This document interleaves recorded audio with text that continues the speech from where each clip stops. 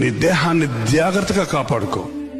నువ్వేం వింటున్నావో, ఏం చూస్తున్నావో, ఏం మాట్లాడుతున్నావో, వీటన్నిటి విషయమే ఒకరోజు దేవుడికి లెక్క చెప్పాలి. దేవునికి లెక్క చెప్పాలి. దేవుడు అక్కడ ఉన్నాడు, నన్ను చూస్తున్నాడు.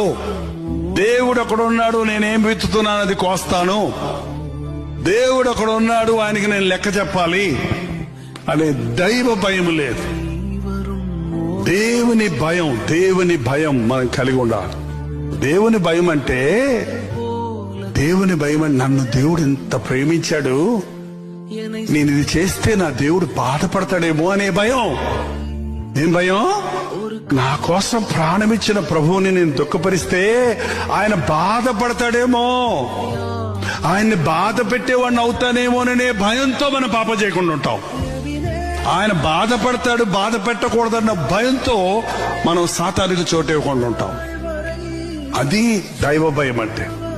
నా యేసయ్య నన్ను చూచి దుఃఖపడకూడదు, ఆయన్ని బాధ పెట్టేవాడిగా నేను ఉండకూడదు అనే భయం ఉన్నవాడు, నేను దేవునికి భయపడతానన్నవాడు ఈ లోకానికి భయపడ్డు, సాతానికి లొంగడు, పాపానికి చోటివ్వడు.